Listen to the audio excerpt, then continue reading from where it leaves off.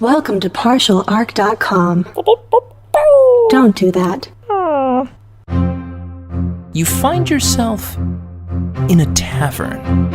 Yo, we should have checked for traps. I knew he forgot something. I think I can reason with him. You killed his father. Can I have sex with it? You could certainly try. I'm gonna touch a sword. Don't touch the sword! The child is evil, right? Obviously. I could cast Fireball. Always cast fireball. All right, roll for it. Welcome to Friday Night Quests. I'm your host and Dungeon Master, Jay Jones. This week we bring you our special Aftermath episode for our game with special guest, Taylor Glockner. First, we'll sit down with the players and talk about the game, as well as some of their favorite spells in D&D. Then myself and Mike Christensen will sit down and talk a bit about the design of this adventure. So, without further ado, let's get to our conversation with the cast. We did it. All right. And we continue the could've Velvet gone. League tradition of wreck someone's shit and leave. Yeah, basically. So That guys, could've gone. congrats. Sorry about ruining your home. You made it out alive. So Elon, this was your first time playing Dungeons and Dragons. What'd you Taylor is think? his I actual loved name. Oh, it. sorry, gosh. No. I'm used to using the character names of the game. Taylor. So much fun. I actually felt like I was in a video game. Awesome. I Right? literally felt like I was inside of a video game or in a movie. Yeah, so much fun. And thank you for bearing with me, my first game. no, and I'm yeah. still trying to figure it out, like what are the roles. No, and you that did kind of great. stuff. Our pleasure. But Yeah. thanks, guys. And hey, maybe Elon, he's still there. He's still with you guys. He's Yeah, still alive. now you He know where didn't he die. lives. He's not dead. So, who knows? Hey, did JK come back as the same character when he came back? Yeah, yeah, John Well, came there you back. go. Yeah. Future guest appearance. Yeah, man. For another story. Future recurring characters. Yeah. So Elon, what does Elon Taylor. do? That's all right. Hey, you know what we I should was do? We saying- should get me and JK here sometime. To play. That would be great. That'd Bring be double cool. characters back. That'd be For really a big fun. for a big push for a big end. That would be fun. Yeah. Need some more mics. Yeah, I mean, Gonna need a bigger boat. we'll do it. Yeah. So Taylor, I guess as far as building the character and playing in the world, what did you enjoy most? The combat? Was it the role playing? What did you like the most about your experience with D&D? I never realized that I love how you can think like, all right, you're swinging down and then you roll for that swing of your sword. And then I love that every roll happens over like 3 or 4 seconds or something like that. And it's like strategic. It's like you're swinging and then you've got to you're hanging on to the edge of like the cliff, like it's just awesome. Like, and then I'm thinking like, all right, what spells can I cast right now to give myself an advantage? Really cool. Yeah. And So good. they all the characters all have their own different like class and level of spells. I like to go around and Yeah. hear everybody's what's kind of like your favorite spell that you've ever cast, Ooh. and why do you like it? And it doesn't have to be a character. I mean, obviously, My favorite Horace, spell is swing my sword. Yeah. Jeremy's character Horace doesn't really have spells, but of characters you have played or even characters you've observed playing, what has been your favorite spell and why? I'd like to start around Kelly. What is your favorite spell you've ever cast and why? I like Blight. Yeah. I think it's Blight's a good spell. Blight is a necrotic damage, and it's but I peeked ahead at some spells that I have coming down Yeah. the druid pipeline, and I really like shapeshift, and I could turn into like basically any creature at my at my character level or something. Wait, at your character level? So not even like CR level divided by 3, just any character level?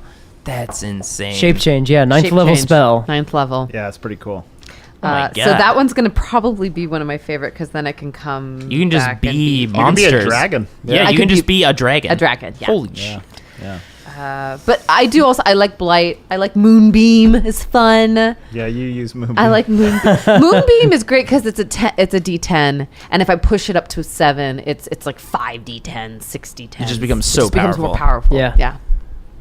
Jeremy, what about you? I like big game-changing spells. Powers Like- that are just like- crazy. Yeah, I like it when it literally like makes the game weird. I like when the game gets real weird. Like I think it's Gaius or Yes. Dice? Yeah, Gaius. It's like an Irish Gaius? word or whatever. Yeah. Gaius. I like because you can actually like make a villain be like your Robin. You know, you could literally like through magic order them to be like, for 1 year you're gonna be my my sidekick. Yep. And they're just like, yeah, okay. They have to like fulfill this quest. which is like you have to you can literally tell a villain like you have to redeem yourself. You have 1 year. Well, here's the thing: is like they have their own free will, but if they don't do what you ask, they take psychic damage every day for 30 days. So almost like if you give them like a just request, that you're almost like redeeming them, like forcibly redeeming them. Because if they don't do it, they take damage. So it's like a Pavlovian response, like I gotta be good today. Yeah, totally. I like that kind of stuff. Like there's also I think. The hideous laughter, because I like that. What? Tasha's hideous laughter, where you just make people just start laughing uncontrollably. Yeah, it's great. I like the ones that make the game feel like Taylor, you said like it felt like a video game. One of my favorite things about D&D is like it does things video games can't do, or at least can't do. Yeah. So like these crazy scenarios that like any video game would have a really hard time actually making. Like plane shifting, we just plane shifted like to heaven. Like that's never happened in a video game. You think like video games maybe were the guys who make these video games were playing Dungeons and Dragons when they were kids in the 60s, 70s. Oh yeah. You know what I mean? And then that's how they start going. But I mean, think about like in a video game, the variance of what you can do within a level. They have to think through every single possible thing and how it reacts to it. And in D&D, you can do that, and because the game's structure, you can immediately react to it. So we can go to heaven. The thing here is how you guys defeat a problem is entirely up to your own imagination. Yeah. Like, no way was the video game like if you were gonna fight a giant worm at the end, it might be like you got to hit it in so many spots and drop a stone on it. It wasn't like break the structure beneath it and drop it into an abyss. Right.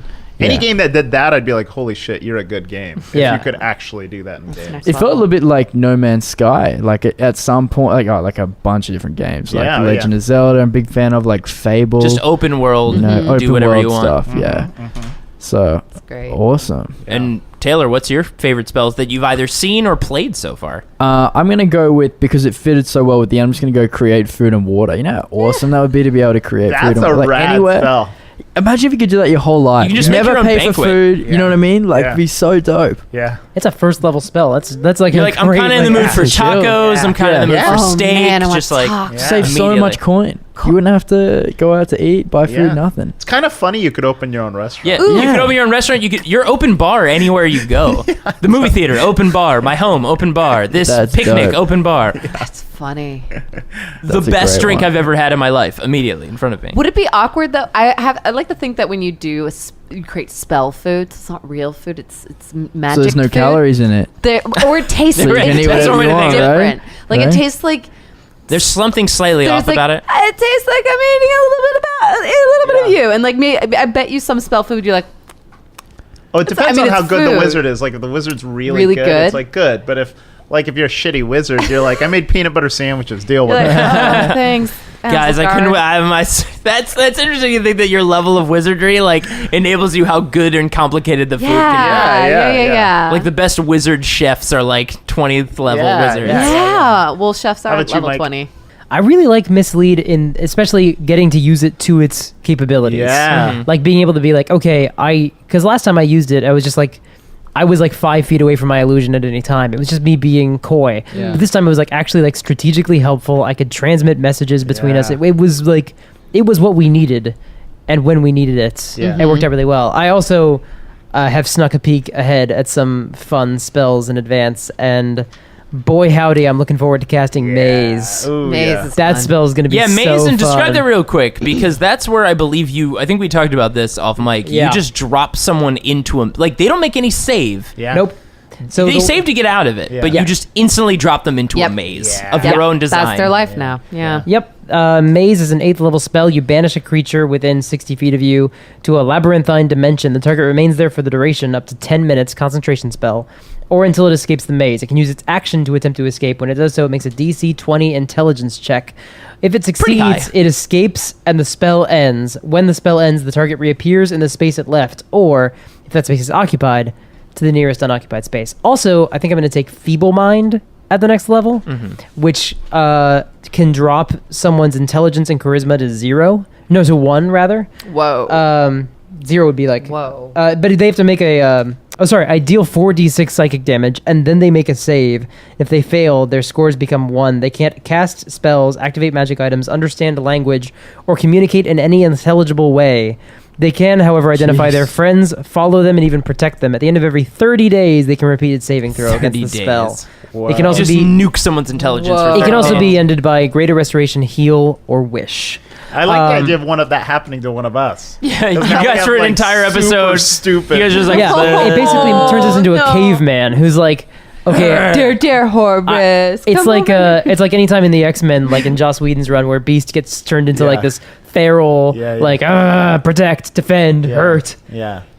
I'd love that mansion spell. That's another fun one too. Yeah, the Mordekainer, all the Mordekainer stuff, but the mansion is really fun because you can just make it whatever you want. Like, I'm gonna take a day for me. You know what I mean? Like, I'll see you guys. Taylor, what would be if you had to design your own Mordekainer's mansion? What would be in your mansion? I'd probably have everything just in my dream home. Probably like a hot tub, like a pool, sauna, like a gym in there. You know, like a really nice like a theater room, watch movies and stuff. Ooh, a theater room would be nice. You know what I mean? Like that. Yeah, that'd be awesome. So you could technically make like if it's D&D world, you could make a stage arena, and your servants put on plays for you in your own mansion. Sure. I mean, I kind of am bummed that I was the only one who got to see it in this adventure. Yeah. No, you guys have not. We haven't been in there yet. No. Well, look, so. not everybody got to experience the inside of your mansion, but the drow attendants of that floor will get to experience the remnants of your mansion. That is something that we did not consider. And my servants would not be looking like me. They'd be looking like many other things, something else. You know what I mean? Go on. Who knows what they'll be? Hot spells. Humongous what? That's a good question for the future. What do you think is your sexiest spell? Yeah. Sexiest spell. Moonbeam. Very sexy. What's your sexiest spell? Oh, my mansion spell, because it's just filled with hot chicks. I mean, you have alter self, Kelly, which I do. It's a pretty sexy spell. Yeah, that's a sexy spell. That is a very sexy. It's basically spell. mystique power at this level. You can just turn to whatever. Yeah. Very cool. you can give yourself like gills and things. That's neat. True. I could turn into our enemies. I could have turned into the priestess and mimicked. Oh, we weren't. Well, no, thinking. you couldn't have because you were stuck there. So they would have known that you were there. That's like true. that, But, like, the in the handmaiden was future. watching you very closely. It turns out she was a demon. But In the future. Now we know. We got to set up a time for Elon to come back into the picture. Yeah. I'll leave that up to you guys. The Adventures of Elon. Oh yeah. Well, guys. For sure. well, hopefully no one in that Underdark comes and finds us. Yeah, I'm sure an it won't happen, entire because- city of the Shaded Web won't be. You guys are just leaving entire kingdoms in either ruin or disarray. And what did we learn? And just hoping they never What did come we back. Assassins come from children, That's right. so they're coming after us. Yeah. We should have killed You guys them. left matter of so time. many children in that We should city. have killed all the It's a children. matter of time. Are we sure we're not evil? Velvet League. All right, guys. Thank you for joining us. Thanks, guys. Bye. Bye.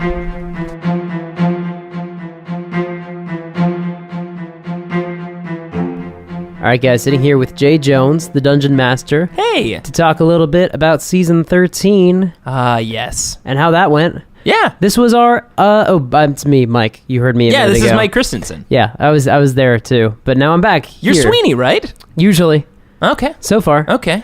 We- We shouldn't spoil anything. As far as I know, I'm still Sweeney. I don't know. We'll see how Season 14 goes, I guess, but we're getting ahead of ourselves. We are.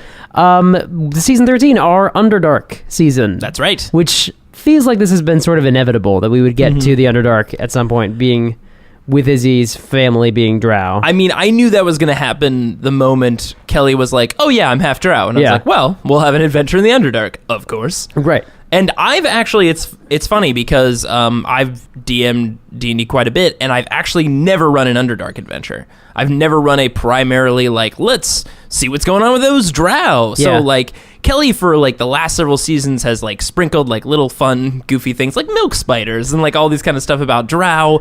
And it was also very important, and I think how Kelly's always positioned it is, like, you know, we didn't want to lean too heavily into drow, super bad, super evil, Yeah. super murderous. Yeah. Like you can easily dip into that. It's not like that's wrong. Sure. Like, I mean, there's adventures out there you can buy that are all Yeah. about how creepy and underdarky the Underdark is, and how Exactly. like S&M it is, and how like Right. weirdly like, and how political it can be, and like we did a little bit of political side, Yeah. more so than we did the what if all drow were evil exactly. side. What if all drow were just stabbing each other all the time? Because you can't really reconcile that with her family, like Mm-hmm. her with her father being not evil. Yeah. And just one drow out of all of them was like, you know what? I like plants. I'm going to leave. It's like Drizzt Do'Urden, the one nice drow. Exactly. But then we were like, oh, well, she's also got a grandfather is not evil? Oh, boy. I guess none of them can just be straight up evil. Yeah, that family grew substantially when it was like, oh, yeah, like my dad's dad is also cool, too. And I'm like, all right, well, then we've got to add another layer in there.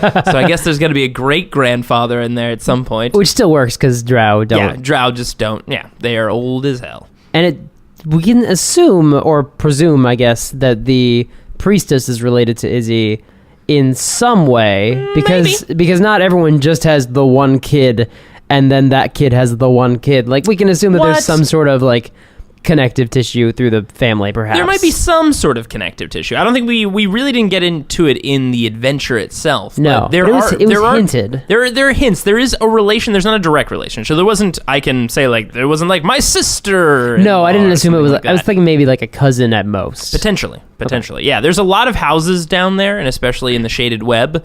And you know how the story was set up. There were like options for like conversations you guys could get in on or hear about or eavesdrop on. So there definitely could have been more political conversations and machinations at play. Mm-hmm. But you know, obviously, you guys were hanging out with the worm and the Ron situation a bit more, and I loved the escape plan. That this adventure was very fun for me as a DM. Yeah, because it was very much like, all right, I'm gonna put some really scary stuff out here and just see what they do. Yeah. And you guys like actually created and formulated a really fun plan. I was thoroughly enjoying it, just sitting there as a DM, just being like, now what are they gonna do about this? And we also, I think it's in between episodes, we do a little jump of what we've been talking about because when we took our little break to like use the bathroom and like get food and stuff, we were still... Whoa, we are breaking the fourth wall. We are breaking the magic, Mike. Yeah, sometimes people think we never use the restroom or eat food for the entirety of these recordings.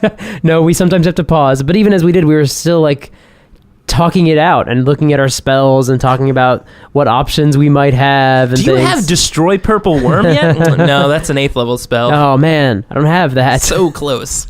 It was intense to be like, oh yeah, there's a purple worm that can maybe travel through dimensions. And by that I mean it definitely travels through dimensions. Uh-huh, yeah. So enjoy...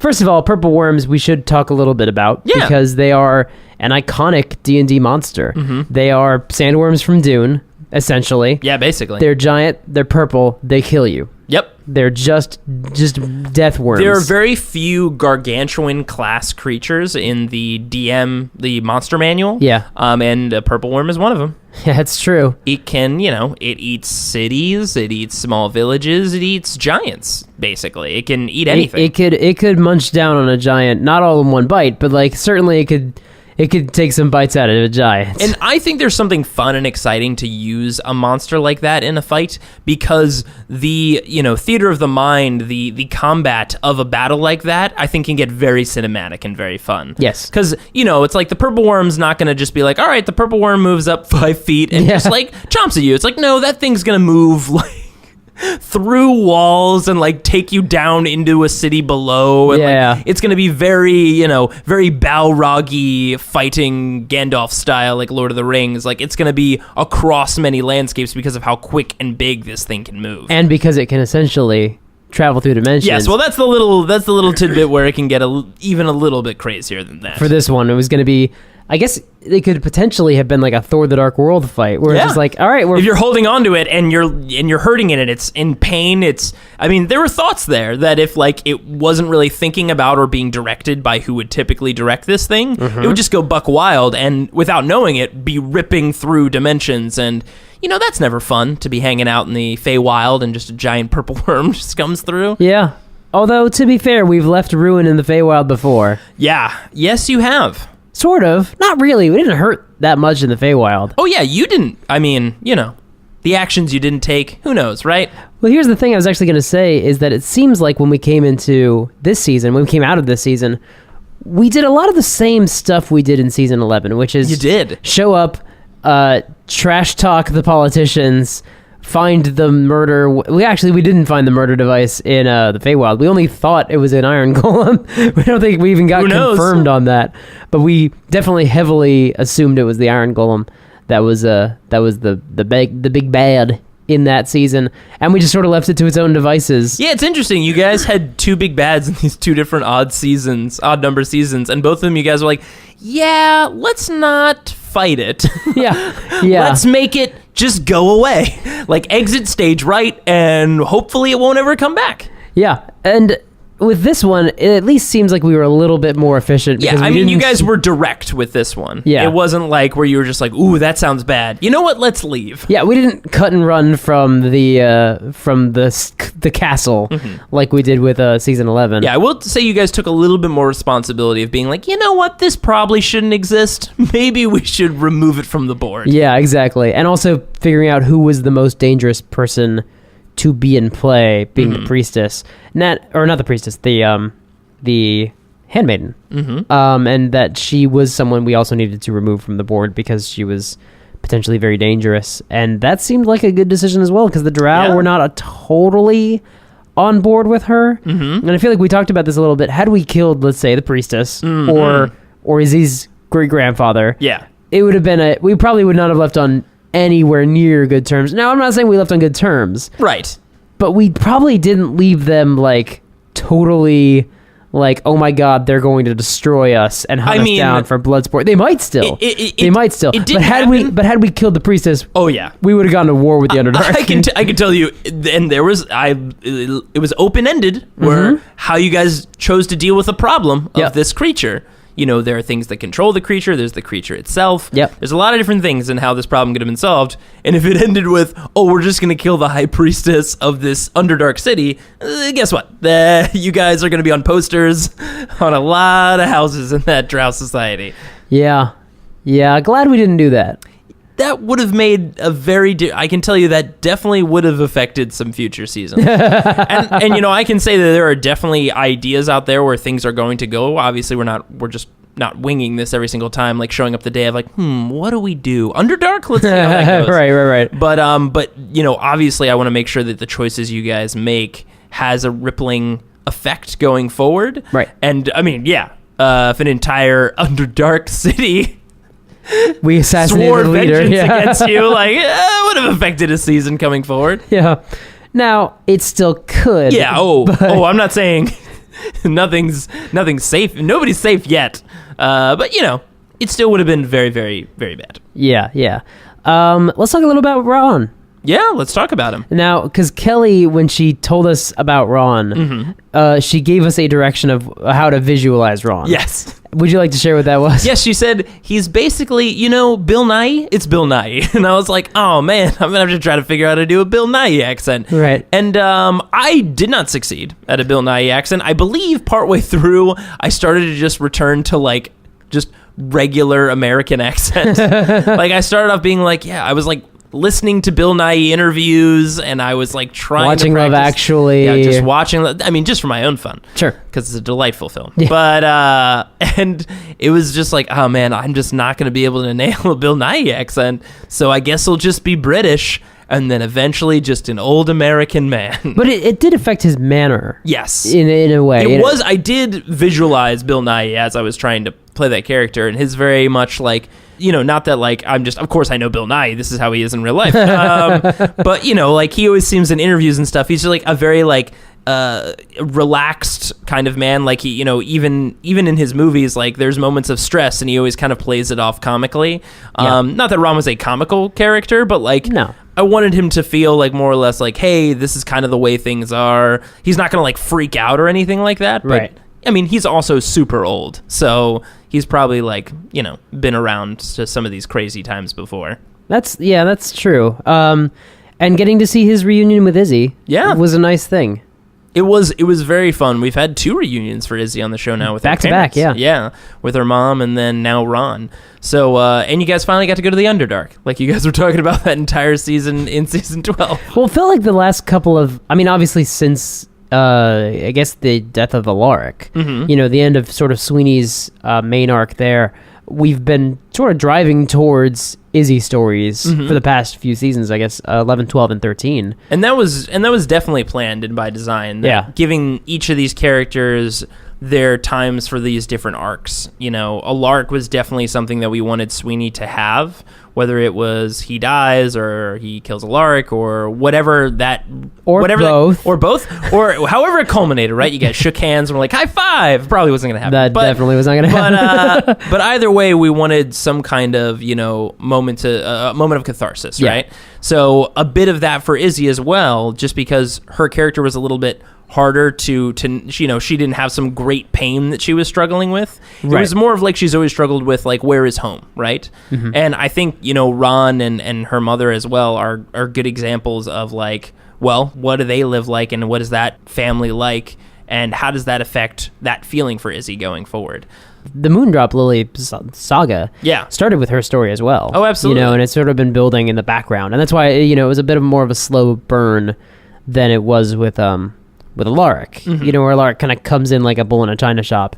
It's like, I'm a part of your life again. You better deal with me. That's right. Whereas with the Moondrop Lilies, it's something that was building, and then over 2 years, obviously it probably got much worse, presumably. Potentially. Because we were going to deal with a problem that was getting worse, and then we left for 2 years. I'd like to think that if you listen to season 13, there are some hints about how the world has changed, even for the Underdark. Yes. A little bit. So there are some hints at what has potentially been happening, because it's true, like in Blackrock, when we were there, as well as in the Underdark, these are like contained places, and you guys haven't had so much interaction yet with like the world outside of those two places. So we'll slowly start to unfurl what things have looked like over the last 2 years. Yeah, that's true. And also, but just the fact that in season 11, we got to have a little love story with Izzy. And we actually got a little bit of... That was very nice. We kind of got a nice... And it wasn't planned really that much. It was something that kind of came about on the day as sort of a lark. Daniel was like, I think he's going to be attracted to Izzy. And then that developed very strongly over the course of the season. So it's kind of nice that the last couple of seasons have had this real focus on Izzy. Yeah. Who sometimes... I don't want to say that she gets underplayed, because... boy, is Kelly a delight. Oh yeah, absolutely. Just, like, a lot of fun. But because like I feel like we were on a Sweeney arc for not even that long, really. It was just 4 episodes. Yeah, it was just four episodes. Seasons rather. In what we consider kind of the first arc, if we're looking at the show as in 10 episodes is what would be considered a season or a arc, it's a year, or a chapter, right? The first chapter was definitely, the end was very, Sweeney focused. And by, we wanted, like I said, to give you that catharsis, because we wanted to see what Sweeney's character would evolve like if he survived after that encounter. And also because those ended up being long seasons, 5 episodes each for 9 and 10, it just ended up, I felt like when we came away from 10, as the guy who edits the show, I felt like I dominated like the story for a while there. I'm kind of glad that we're kind of taking a breather and focusing on other people's deals, which is kind of nice. Yeah. And I mean, who knows who's going to get a focus next? Maybe Doris is going to get, the next story is just going to be entirely about Doris. I feel like Horace gets nice highlights at Christmas when we do our Bahamutmas episodes. And we are very close, coming around to the Bahamutmas. Yes, we're going back. Going back to Bahamutmas. I will say this, and we'll talk about this after that season.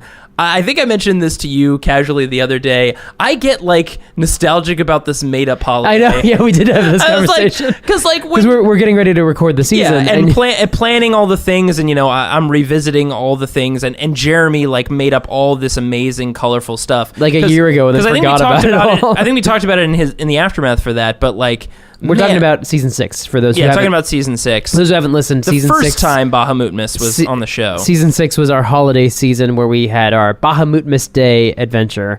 And I mean, Jeremy just gave me the most amazing things ever. And then like kind of revisiting that to prepare for this upcoming season, which, no surprise, it's going to be around Bahamutmas. I was like, oh man, I love all this stuff. I'd totally be down for a holiday like this. Dress like a different metallic dragon, like give each other treasures from the Horde, and like all these like fun little things. I'm like, oh, this is nice. I like this. Like Jeremy came up with some pretty lovable stuff. So. Some fun traditions for this made-up holiday, for this made-up god. And a black dragon. And a black dragon. Yeah, that's right. There's a black dragon who gets invited to dinner. Yeah. Who knows if he'll be there? I guess that's true. He was invited a couple of years ago. Yeah. That was the idea.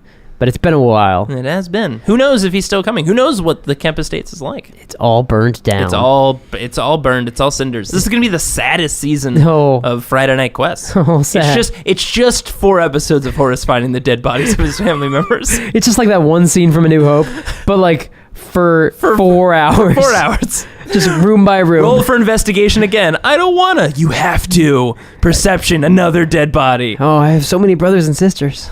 Yeah, it would be. That's why it's 4 hours. Oh, that's really dark. It's a real Is that dark. really the note we're going out on?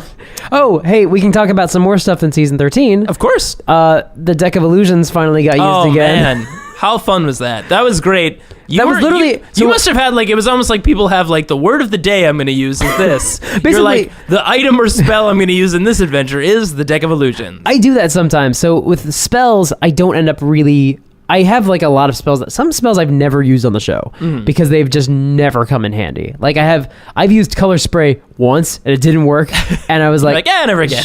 I haven't, and it's too low level a spell to be useful. Right. Same thing with disease, sicken, whatever it's called. It's not anything fun. It's ray of sickness. I think about fireball all the time. Where I'm like, we never do fireball on the show. I don't do fireball as much anymore, actually. Yeah, because you do lightning quite a bit, or lightning bolt. But fireball, because it's the problem is the radius. Yeah, it's such a destructive spell. It's a big old. Sometimes explosion. I don't even prepare it anymore because I'd rather have talk about destructive spells, but I'd rather have prismatic spray because if I'm going to do damage to a whole cone of people, that's a fun way to do it. And it's a very fun power. It is a very fun power, and I think. Also, to be fair, I think we gave Fireball a pretty good shake in our Legends, in our Adventures of Gormo, where we killed 2 armies with it. I don't even think Sweeney knew Fireball yet at that point. Or no, maybe he did. But it was definitely that was the best use of Fireball. I don't really know that I'll ever compete with it. Kill 1 orc camp, kill a 2nd orc camp. And it was funny because, I think after season 8, when we fought the Fire Genie, I was just Fireball ain't hot shit all the time.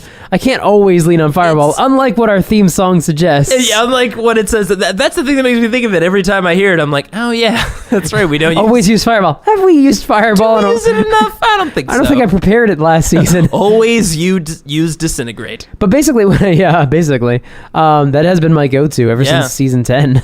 But I scrolled down on not scrolled down, but I basically went through my inventory, and I have the Deck of Illusions. I've had it since, season 8. And I used it in season 9, and I thought about using it in season 10. I don't remember if I did or not. And I definitely have not touched it in 2 seasons. And I was just I feel like I want to get some more use out of this. There's 20 cards left. Well, buddy, you brought it back in a big way. Yeah, it's a full deck of cards almost. Not quite. You made a red dragon. That was fun. I was wondering when that was going to happen because I knew it was in there. Yeah. I knew there was a red dragon in the deck. I don't look at that item's description. Right, you don't know what the cards I know what a lot of them are because I've looked at it in the past. But once I actually got it, I printed it out and I just put it aside. I was I would rather hand this to Jay and have him describe what I see. It's way more fun that way. Yeah, I don't know. I have an idea of what happened in that town after you guys left it with a red dragon, but But here's the thing, too.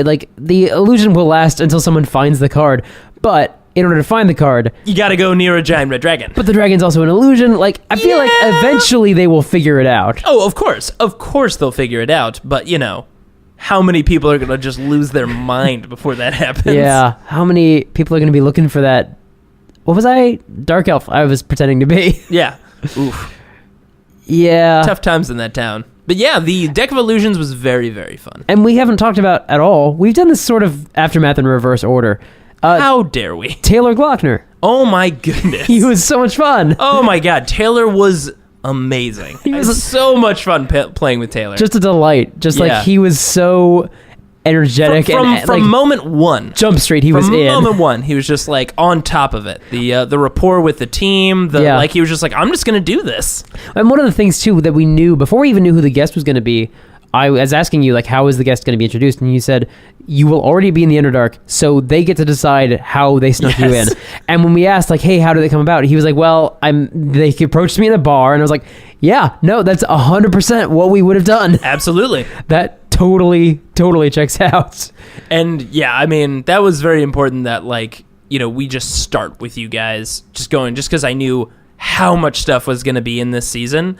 And even more so, we ended up in that town for an entire episode, and Jeremy was buying throwing axes, and Kelly was buying a nice robe. So like, yeah, I mean, and then ended up naked in the throne room. I mean, God, I love Kelly.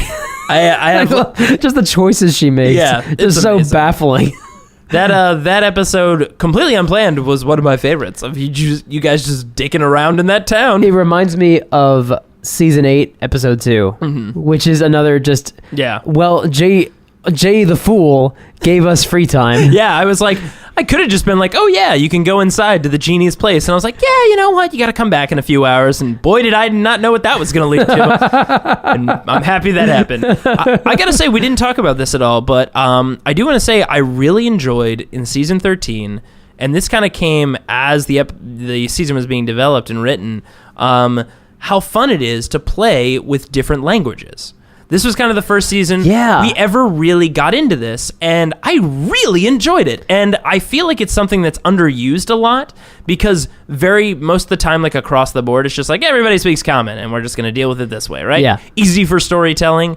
But this worked out really well thematically, because it's a very foreign environment. That's what I was about to say. It's the word to use is foreign. All of us felt out of place. And also, it was very fun because we had Taylor, the guest, being very much like kind of your guiding light in this underdark place, and having the undercommon knowledge as a language. That was intentional, because that was, he's traveled here. But it was very fun to have like Kelly speak dwarf. I had no idea Izzy spoke Dwarven. Yeah, I didn't know that either. I totally forgot. And she speaks Dwarven, and then of course Horace and Izzy both speak Elvish. Elvish, yeah. And it was just a very fun to have those different races there speaking different languages because of how you guys looked, and it was very enjoyable from a DM perspective. I was like, this creates tension just in dialogue. Yeah. Without someone having to pull a sword or to murder somebody or to have a monster show up. You can create tension just through language barriers. Yeah. It was a really kind of well done, I don't want to say device, but it was just like an element to the story that, like, you're right, it really came into play in a really interesting way. More so, I felt like those scenes where you guys coming up into the town with the security checkpoints and stuff, I think there's enough tension sometimes when you're just sneaking into a place like, let me see your documents. But like, it's a whole nother thing when someone expects you to speak a language that you do not speak. Yeah. And that was very, very fun with I remember the exchange with the Duragar and Taylor, who didn't speak Dwarven. Yeah. And Kelly was trying to like give him the cues. You basically cough for him and be like, like, say this, but you're not saying this. Like, that was very fun. That was a lot of fun. Yeah, man, Taylor was a delight. I liked the Horace praying with Taylor in the room. That was very fun. Their whole interaction. I mean, just putting Elon and Horace together was such a fun combo, because he was like kind of keeping everybody in check. There were multiple times where Elon Taylor was like, "Hey guys, are we gonna do? Are this you guys adventure? drunk? Like, what are we doing?" I think it was halfway through when it was just like, "All right, I'm buying throw-in hexes. I'm getting a new robe," and he was just like, "Guys, did anyone ask the question that we came into this town to ask?" Yeah, Taylor and I are like, "Why don't we go do the job?" Then we'll shop. This is, we do have a mission here, right? Yeah. I did get hired for a mission. I think I was hired for a mission. Yeah, that was a lot of fun. And then we got to try the Channel Divinity. No, not Channel Divinity. The Cleric. trait. Yeah, where he's trying to contact a god. Yeah. I think Divine Intervention. Yeah, Divine Intervention. Basically a Deus Ex Machina of just like literally the God machine. Literally just like, hey, just shows up and does a thing for you. Yeah, just help us out. And I mean, that would have, I don't know what that would have done for the adventure. That would have probably done some really crazy stuff. We talked about trying to ask Moradin to use a gate spell and just get the worm out of there, which would not have. I don't know if that would have lasted, but I don't know how much worse it gets out there once it's loose in the dimensions. Right. I gotta say this, and depending on when you guys are actually listening to this, this adventure was created before I saw the recent trailers of Rogue One, and the movie coming out. But after they had aired, because I know we dropped a reference in one of the episodes. After that, we had referenced Star Wars, basically. I think Jeremy referenced the Death Star. It was like, it'll be fully operational. But that was, I don't think that was a reference to Rogue One. I think it was just making a reference to a giant, death weapon. But the trailers had come out, and I remember going like, oh God, yeah, it seems like from what we know of Rogue One, there's a parallel between Mads Mikkelsen's character and the daughter. And Ron. And very much there is Ron and Mads Mikkelsen's character, and then the daughter in Rogue One, and Kelly's character. And God, I didn't even think about that aspect of it. That's guys, literally... did not see the trailer or know anything about Rogue One before this adventure was written, and it was just this has happened a few times. Yes, we talked about... Season 11, I think, is my favorite. Yeah, where my favorite. Things just happen to roll out at the exact same time we're doing these recordings and episodes, and Makes it's just me so happy. This is so odd. Jay's just got psionic powers. Apparently I have. We're just waiting for them to reintroduce them in 5th edition. I have precognitive abilities. I can only use them for writing D&D campaigns. So hey man, do what you love. Yeah, right? If you love what else would I use it for? If you love what you do, you never work a day in your life. Fair enough. That's not true. You are working still, and you're probably got to do taxes at some point. Nobody likes doing those. No, that's true. Yeah. But you know what happens before we get to tax season? What? Bahamutmas. Yeah, I'm very excited about the Bahamutmas season. We are gonna have to talk about it once it's been recorded and once it's aired. We'll do an aftermath. But we had a conversation at Jay's wedding with our guest. Who I don't think we'll say who it is yet, and who their character is going to be. We'll reveal that in the next episode. Yep. It's going to be a lot of fun. It's going to be a lot of fun. I'm really looking forward to seeing what happens. Yeah, it's that. Ooh, I have quite some stuff prepared for you guys. We'll see how it goes. Yeah, that's kind of the thing every time. This season, I will say, with the purple worm and everything, there was definitely a point where like we were sitting down, we were about to record, and I was like, this could be a TPK. We'll see what happens. It could be a total party kill. That could have happened. Because it was basically dropping you into a city of Drow. So like much like the Githyanki, when you guys could have just got killed by a whole city. And also political intrigue, and also a purple worm that goes through dimensions. Yeah, it was like a greatest hits of like elements from our heaviest seasons almost. Yeah.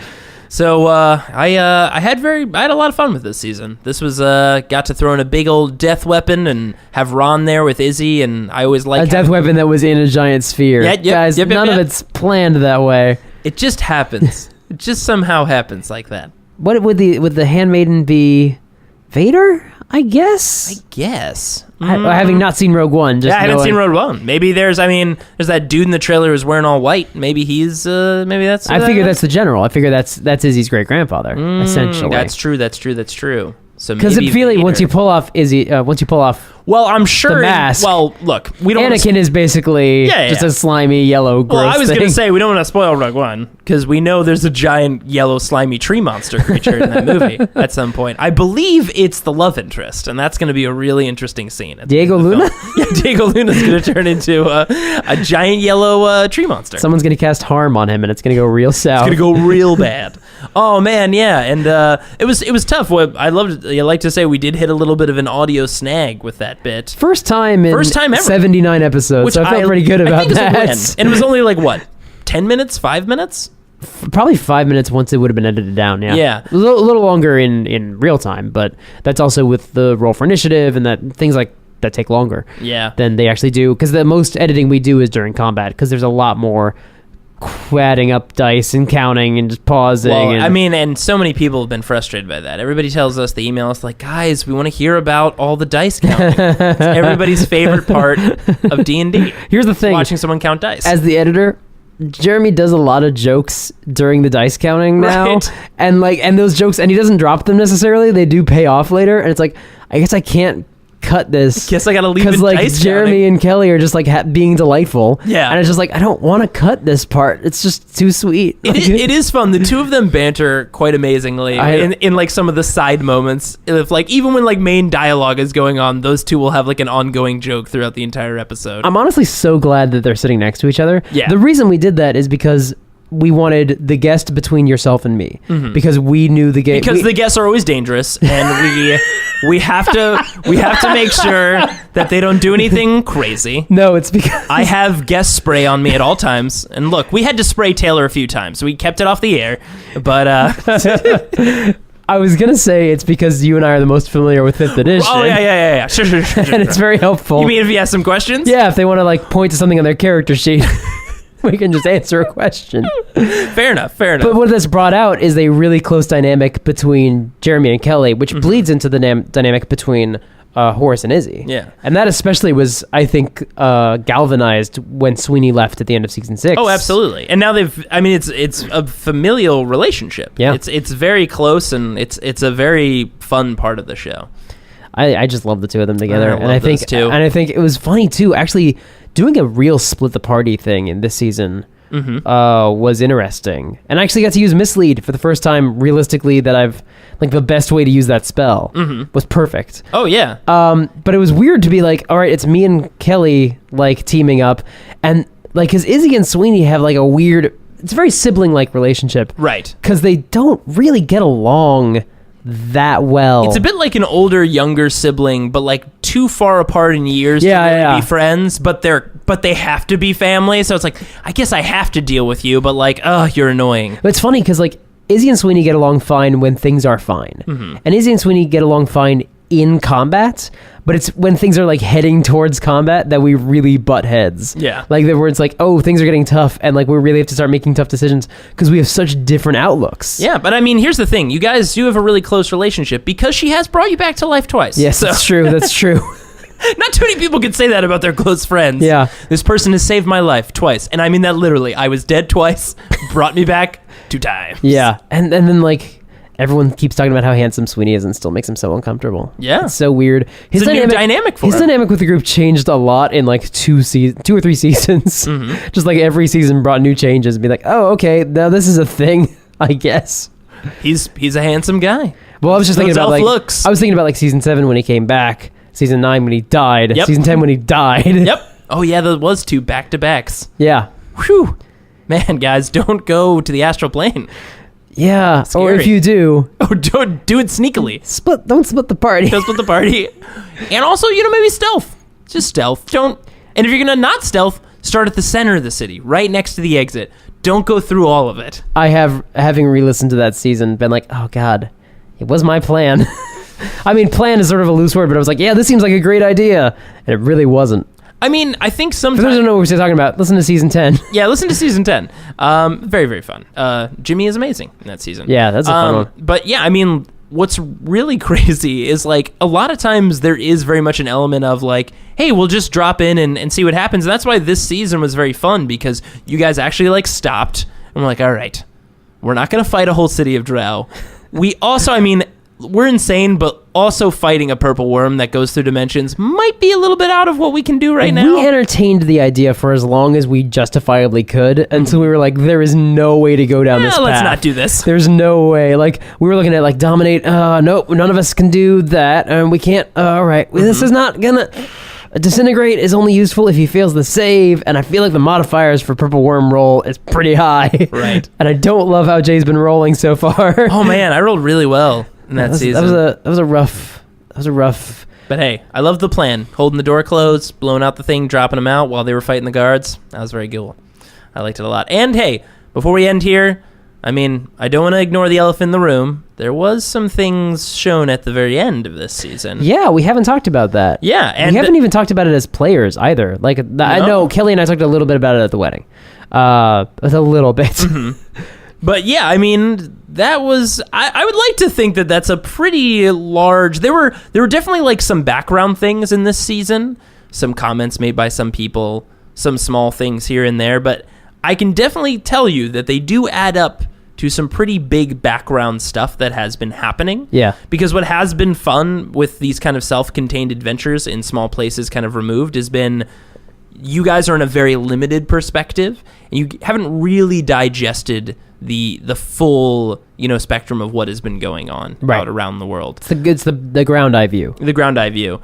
But yeah, it's there's definitely some bigger things to come, and that reveal wasn't like just like maybe by the way, a dead body or something. Dead angels, just whatever. Just toss that in there. Anyways, thanks everybody.